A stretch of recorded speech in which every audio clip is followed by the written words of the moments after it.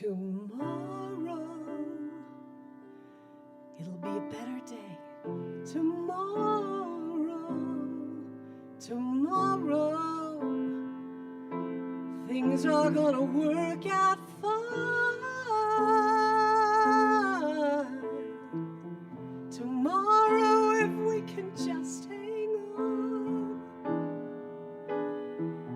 it'll be tomorrow.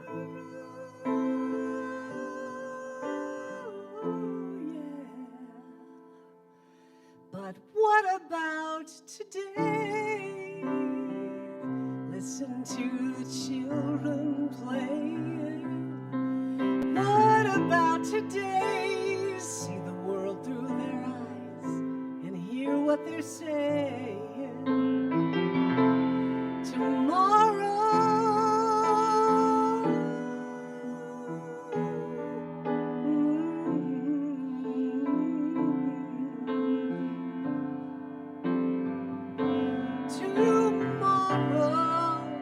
our prayers will be answered tomorrow.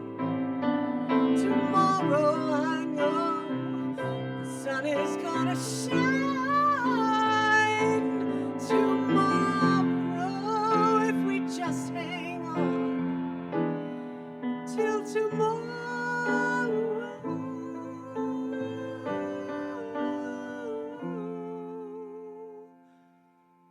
What about today?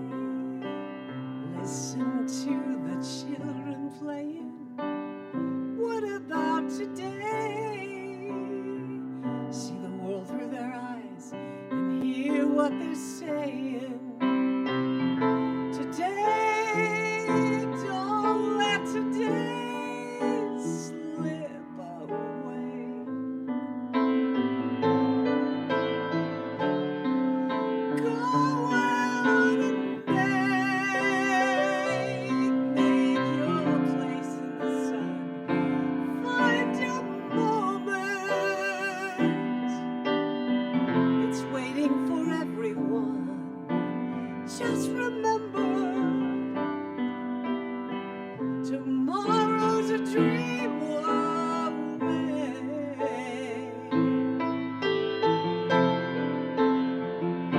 What about today? What about today? Listen to the children playing. What about today? See the world through their eyes, hear what they're saying. Today, don't let today slip away. Go on out and make your place in the sun. Find your magic. There's magic for everyone, a miracle too. Just remember, tomorrow's a dream away. Yeah. What about today? What about today? What about today?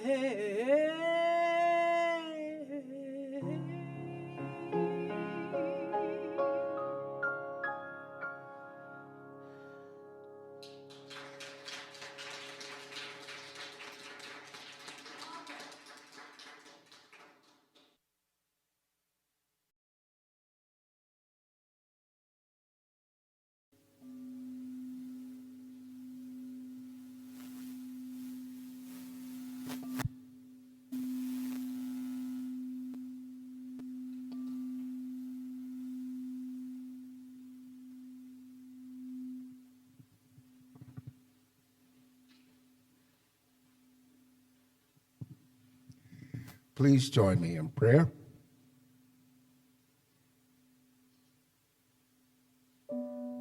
And we give thanks for this day as we step into recognizing in the month of March that that's how we've never done it.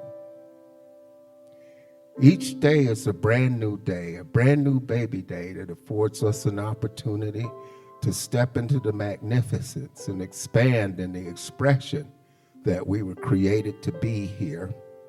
I give thanks for our musician, for our AV team, our hospitality team, our practitioners, and for our Reverend Bridget, through whom Spirit will speak today, giving a message to all who need to hear it in this space and in spaces like it everywhere. I know that there's one life, and that life is God. That life is perfect, and that life belongs to everyone within the sound of my voice. I know that Spirit's gift to itself is each and every one of us here. And we step into that gift in a brand new baby day, moving toward that greater expression that we are meant to be as a collective. I release these words in the divine law where they're already acted upon by the divine mind. I let this go, I let it be. And together we affirm, and so it is.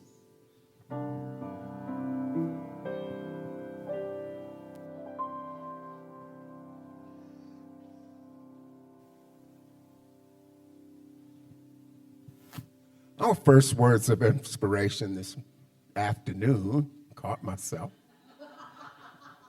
Good catch, huh? Those first words of inspiration come from Esther Hicks. Simple withdrawal of your attention from resident thoughts is the only path to your alignment with the pure positive energy that is at your core. So just relax, breathe deeply, and allow your natural alignment. Our next words come from Marie Nemeth. Being willing is simply the power to say yes, even in the midst of doubts, worries, fears, dislikes, objections, and your monkey mind conversations. From our founder, the Honorable Dr. Ernest Holmes, the necessity of choosing is ordained by the very nature of your being. We cannot escape it. Okay, good morning, New Dawn, I guess. Not good morning, sorry. Happy Sunday, New Dawn. It's not Monday. I'm Denise Simone, and I'm a practitioner here, also a ministerial student. And I volunteered to find us speakers, since I know all the students and the recently graduated ministers.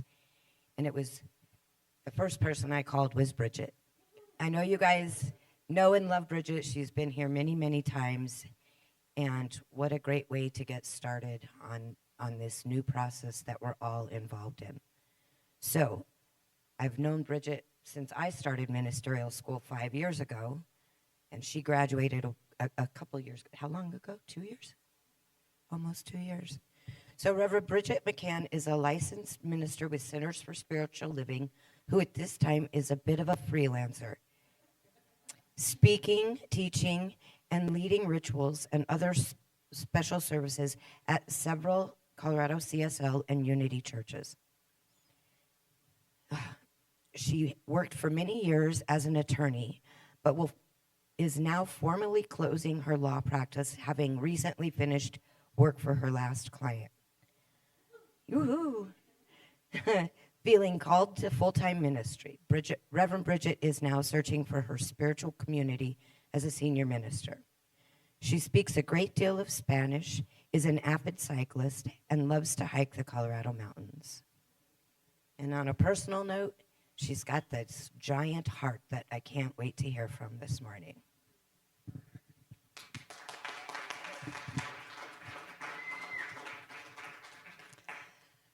Thank you, Denise. And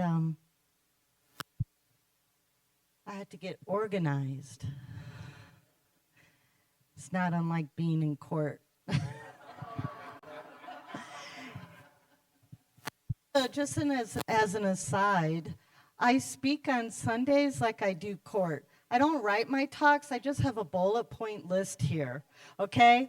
So it lets me be a little more free-flowing, and as one of our great teachers in ministerial school, Reverend Norm Bouchard, taught us, he said, prepare, prepare, prepare, and leave room for the Holy Spirit. So anyways, thank you. Thank you. Thank you for inviting me to be with you today. I'm very, very happy and honored to do so. So as Russ mentioned, today is the first Sunday of March, which means we're starting a new monthly theme. For those who might not know, Centers for Spiritual Living, which this community is part of, we do monthly themes. And this month's theme for March is that's how we've never done it. So this whole month is going to be about new ways of doing things.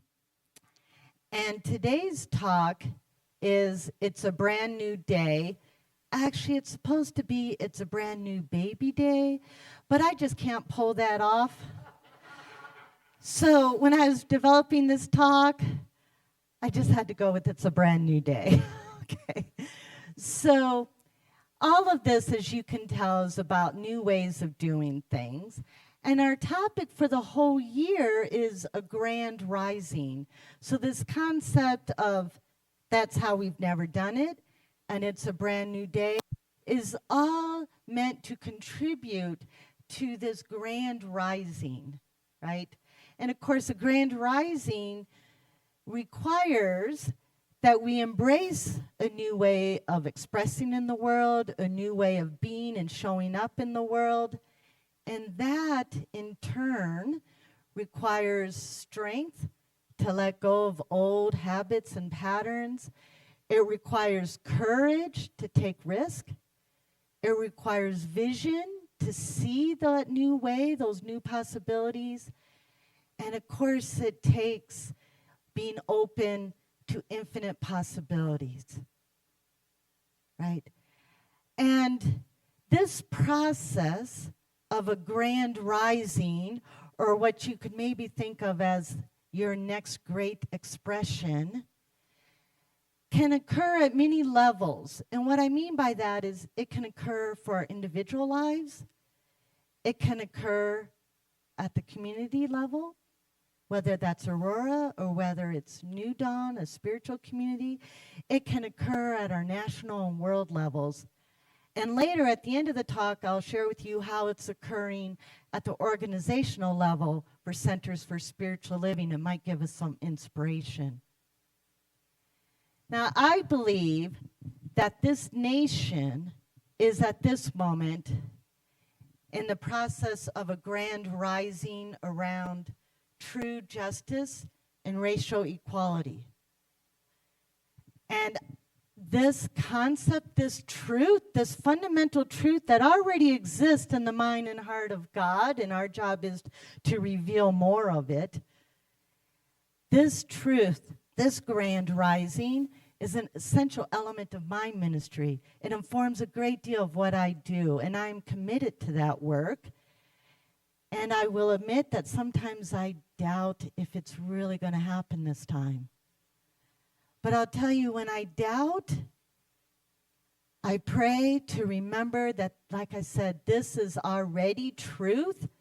Just like diversity is already truth, we don't have to create it. Our job is to reveal more of it and live more of it, because it's already true in the heart of God. It's baked into the fabric.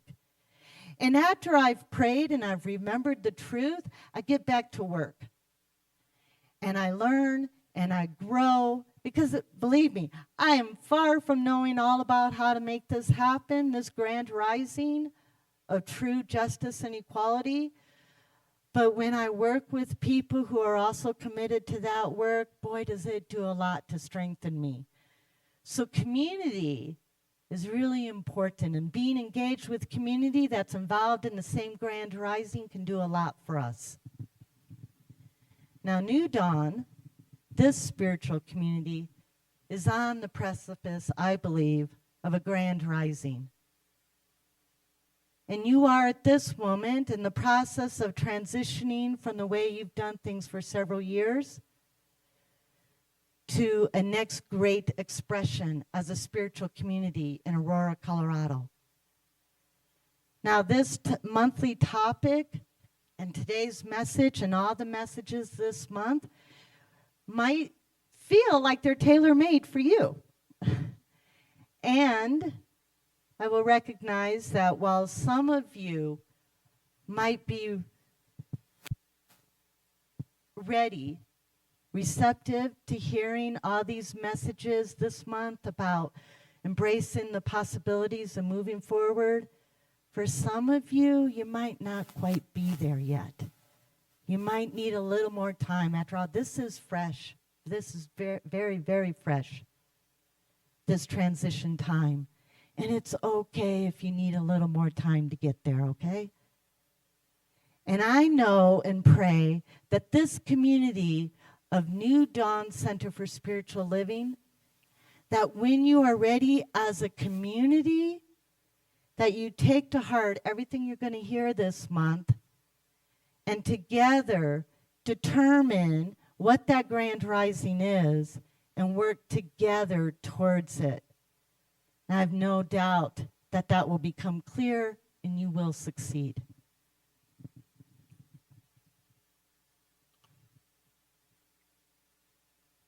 So we're starting with, it's a brand new day. Every grand rising starts in the promise of a new day, which reminds me of a story.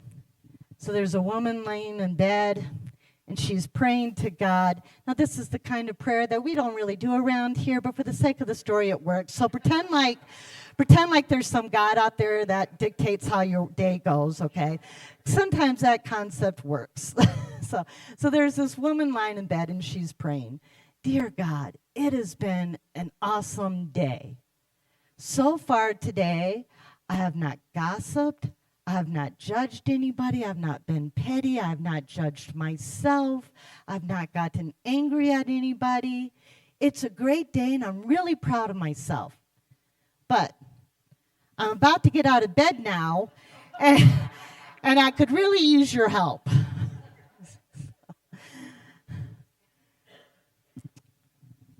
So what were your first thoughts when you woke up this morning? Was your first thought, "I am so grateful for this beautiful day, for the sun that shines and gives all life. I'm grateful for life itself"? Or maybe your first thought was a little more mundane and it went to your to-do list. Or maybe your dog reminded you what your first thought should be, "I want out." Or if you're like me, your first thought every morning when you wake up is, "Where's the coffee?" I think I got Karen on that one. After letting the dog out, after having a cup of coffee, can we get to, today is a new day full of infinite possibilities? Can we get there? Because in this philosophy, this teaching, what we call the science of mind and spirit, we believe and teach that there is a life force behind all of creation that is always creating everywhere and every moment, creating something anew. In fact, right in this moment, somewhere in the universe, new galaxies are being formed, right? We also teach that this life is itself infinite possibilities. Yay, it's working. Okay. So Ernest Holmes, our founder, said life is infinite energy coupled with limitless creative imagination. It is the invisible essence and substance of every visible form. he also wrote, the infinite, which you could also call God or spirit, whatever word works for you. The infinite of itself is formless, but within it, meaning God or spirit, are contained all the forms which give expression to its consciousness. Now, if there's anybody here who doesn't know, Ernest Holmes was this, I think he was a mystic, but he studied all the world faith traditions, all the teachings of the mystics throughout the ages, and he compiled them to what we call that golden thread of truth that runs through all of them. And one of those golden threads of truth is this idea that the universe exists in a field of infinite possibility. Now, today we have quantum physics, which actually backs this up. Quantum physics teaches us that everything, every possibility exists in a field of potentiality before it is brought into manifestation on this physical plane that our senses can perceive. Quantum physics or quantum mechanics also teaches us that it is the observer that brings forth one of those possibilities from that infinite field of potentiality. One way to look at it comes to us from Lawrence Krauss. At the heart of quantum mechanics is a rule that sometimes governs politicians and CEOs. As long as no one is watching, anything goes. That is definitely one way to look at it, and unfortunately probably true. Sometimes for some politicians and CEOs, that's a whole other conversation for another day. I prefer to look at it as the mystics and sages throughout the ages have looked at it, and one of those great mystics that some of us are quite familiar with is Rumi, a great Persian poet and mystic. He wrote, "As the sun rises, it illuminates a path of infinite possibilities, reminded us that we hold the power to shape our own destinies." So Rumi is reminding us that with each new day, all of those possibilities are available to us. And he also reminds us of the next point that I want to make, is that from these possibilities, we get to co-create. We co-create our world, our lives, our next grand rising with the divine. Now, we teach that we co-create because, as it is taught in many faith traditions, not just the Abrahamic traditions of Christianity, Islam, and Judaism, but in other traditions as well, that humans are made in the image and likeness of God, Creator, Spirit, Allah, whatever you want to call this life force. That we are created in the image of that. And if this presence, this power created the universe and everything in it, and probably universes we can't even see or perceive of, and we are made in the image and likeness of that, then it means two things. It means we are divine in the very makeup of who and what we are, and it means we have the power to create. And we co-create with that divine power.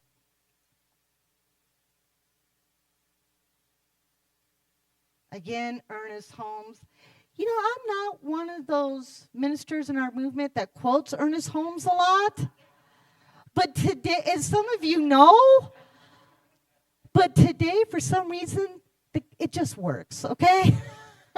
So Ernest Holmes wrote, "We are born to create and we can't help it. Why is that? Because God, the great creator, is in us." Now, this power of creation that we have is always taking place. It's always acting on kind of the sum total of our thoughts, attitudes, and beliefs, including the 80% like an iceberg that exists below our conscious awareness. those beliefs that we don't admit we have, or we might not know we have, that we developed in childhood, but if we asked ourselves, would probably come to the surface. But the secret here is, if we want to create a grand rising, and if we want to take the full power of that new day and all those possibilities and our power to co-create, then it's probably best if we're a little more conscious about it. So that's the next point, is let's co-create consciously and consciously grow and evolve into that next great expression or that grand rising. We are not just unconscious automatrons running around as if we have no control with what happens to us and in our lives and in our communities. No, we can consciously choose how we're going to show up in the world. We can choose how we're going to show up in difficult situations. We can choose to let more of that unique spirit within us express into the world. Now, how we do that consciously is we're very deliberate in which of those infinite possibilities we bring forth. We're deliberate in what we're going to do. This takes work. This takes inner work. This takes perhaps working in community, like I often have to do. Like I have to go to my colleagues and say, please remind me what we're doing and why we're doing this. Because I'm not why. I know I always, but to kind of lift each other up. But we can be deliberate in what we choose. And that's probably the only way that we're going to create that grand rising, that next great expression. And when we do this, we can have confidence. Whoops. Oh, first we're going to remember what Robin Sharma has to say about this. She says, a new day brings with it the chance to be a better version of ourselves. Let us seize the opportunity to grow, learn, and evolve.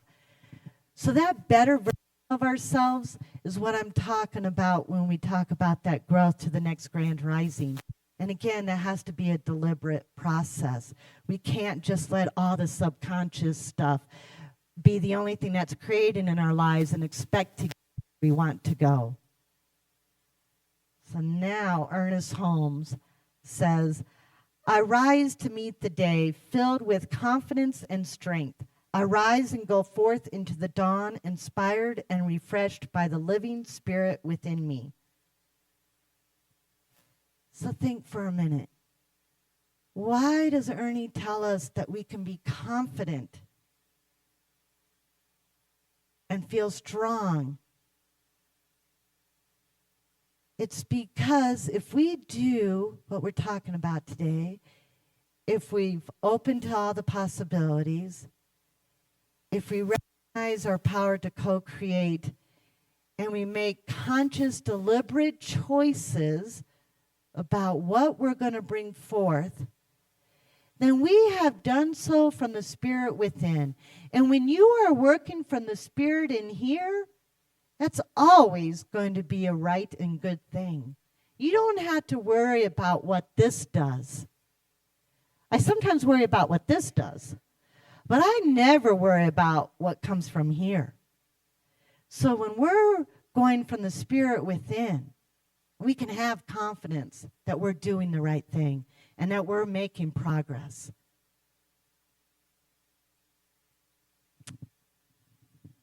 So infinite possibilities combined with our power to co-create, and we're using that in a deliberate, conscious way.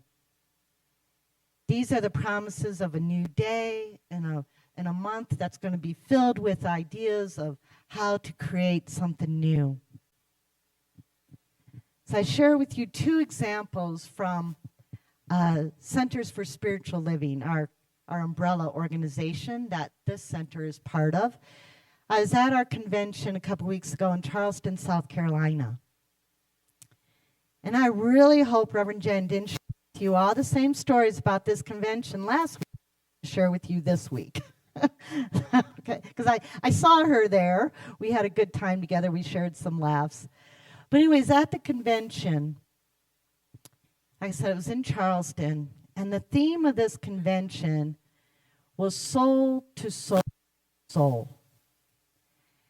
And what the inspiration for it, and the theme of most of the convention, besides all the business meetings, was a commitment to the grand rising of what I mentioned earlier for me, this commitment of social justice, true justice, and racial equality.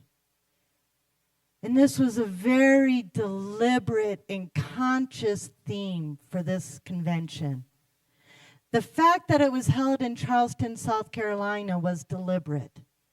Yes, Charleston, South Carolina has a tragic and ugly history, being the port of all the American ports where more kidnapped and enslaved Africans arrived on this soil in Charleston than any other port in America, in the United States. And Charleston, South Carolina is a place that has deep ancestral and cultural roots for many African Americans, many of whom joined us at that convention, our ministers, our practitioners, our lay members from across the world in Centers for Spiritual Living. And why was it powerful to be there? So we could honor and acknowledge the strength, the perseverance, the courage, the faith, the wisdom of African Americans in this country, and the many, many, many contributions they have made to our nation for 450 years, including the ones that are not in our school textbooks. That was powerful, and that was a deliberate decision. And this convention, the image or logo for the convention was a lantern, which was a visual symbol of the Underground Railroad, itself a grand rising. We heard from many African American voices during that convention, including many spiritual leaders. We participated in many African American cultural rituals and expressions, such as pouring libations to honor the ancestors, music, dance, powerful, incredible spoken word. We attended workshops and panel discussions on meaningful diversity, equity, and inclusion work. We went to the International African American Museum, where we learned the full history of African Americans in this country. And that convention was powered by and planned by a very diverse set of folks that lent their voices to that.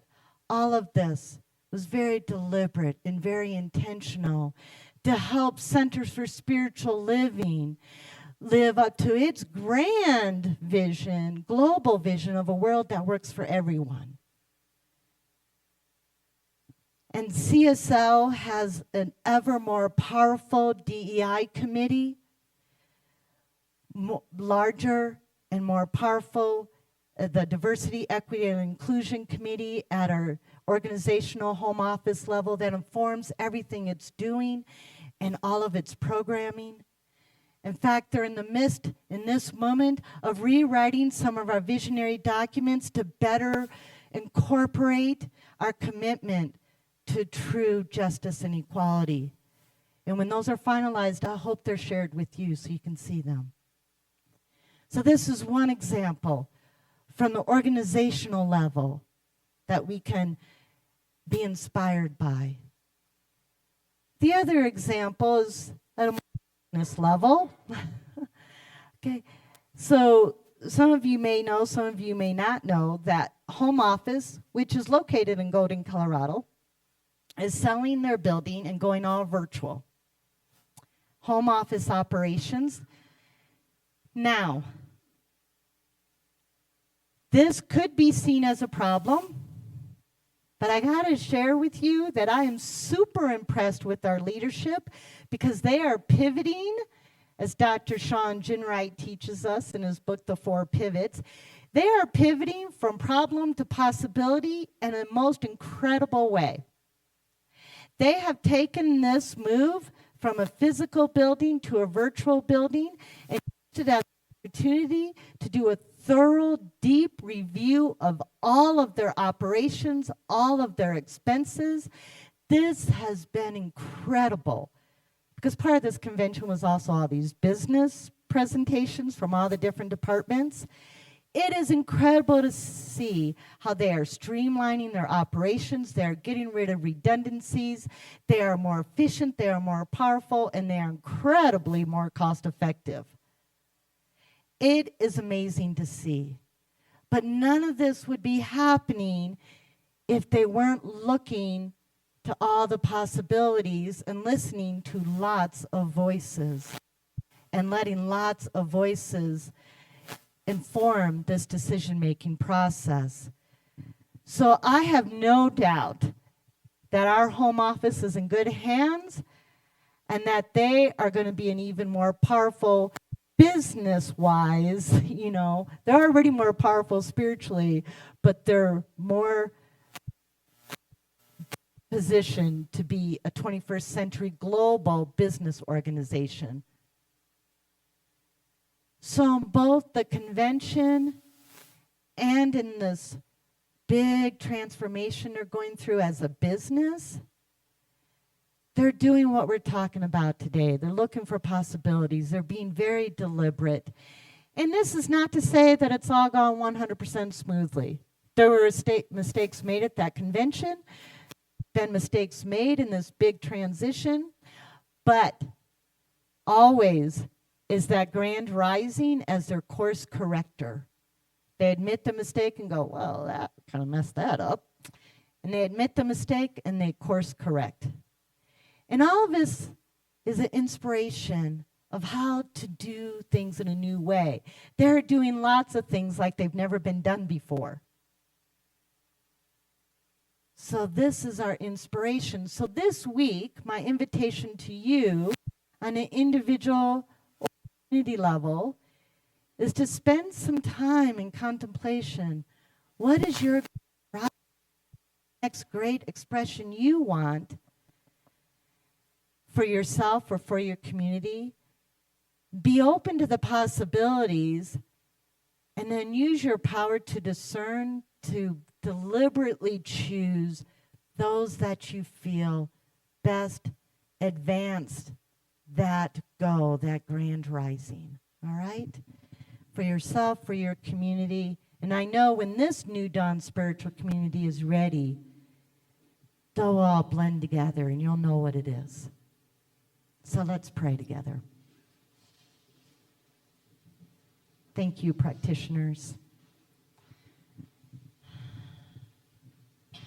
Just holding this microphone is kind of messing up my prayer mojo here, but I think I can do it.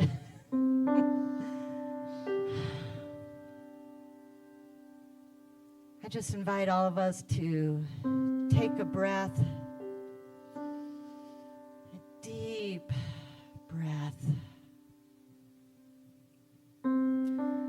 It is the breath that connects us around the globe. There's only one breath.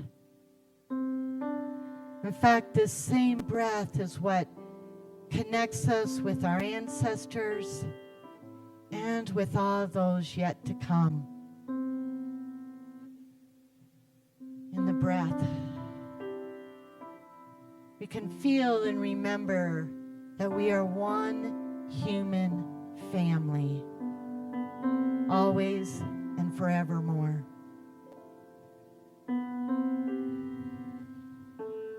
And in that breath, I acknowledge and give great gratitude that every single person here and within the sound of my voice, whether they're here now or watching this message later, we are all connected. And we are all individual lights in that one life of the God, of the Spirit, of the great Creator. And God's family portrait is not complete without every single one of us in it. And God's life is not complete without every single one of us thriving and living our best life. And so I just declare and affirm in this moment that whatever every person needs to live that best life is there, is right there when and how they need it. And that each person has the power within them to know what they need and to choose that. Might be different than their spouses or their partners or their childs or their parents. It's theirs. But in some great sacred alchemy, it all comes together for the betterment of our families and our communities and our world. Each doing our own work, which is doing the whole work. And I'm so grateful for this knowing and this truth. And so grateful for every person who says yes to that journey, yes to their personal and their community grand rising. So I simply release these words, this prayer, into that part of the one life that only knows, yes, my child, for you are my beloved, yes. And so it is.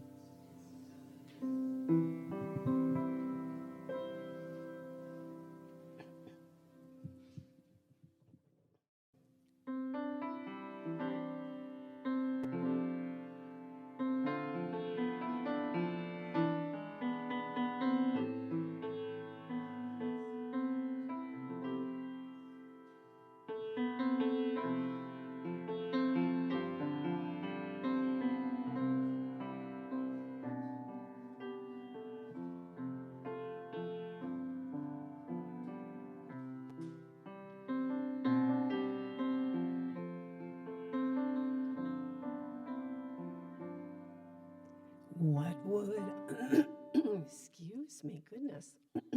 Maybe Ken will edit that out. Here we go. What would I do if I knew that I could not fail?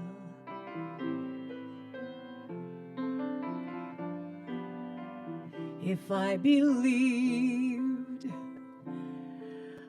all the wind would fill up my sails, how far could I go?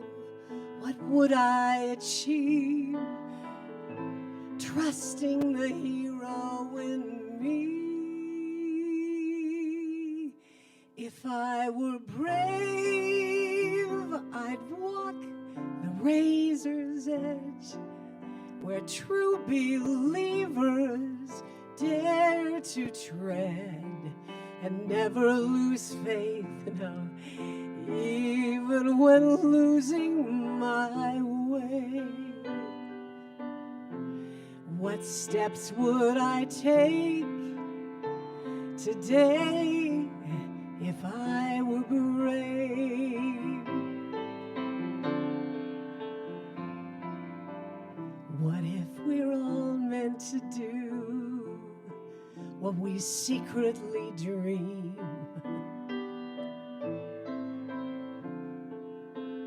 And what if we asked, could we have anything? Like the mighty oak sleeps in the heart of a seed, there are miracles in you and me. I know there are. What would I do today if I were brave? If I were brave, I'd walk the razor's edge, where true believers believers dare to tread. Never lose faith, even when losing my way. What step would I take today if I were brave? If I refuse to listen to the voice of fear, would the voice of courage start to whisper in my ear?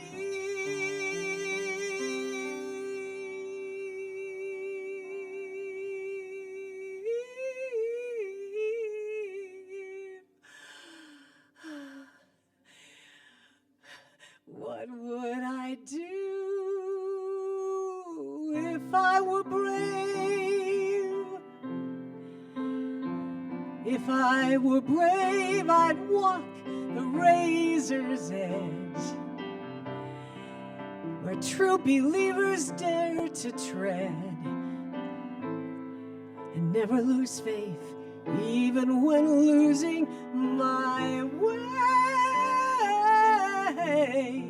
What steps would I take today if I were brave? What would I do today if I were brave?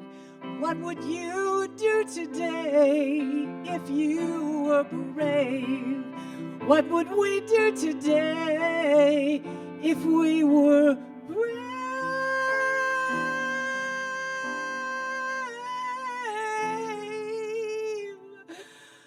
What would we do today if we were brave?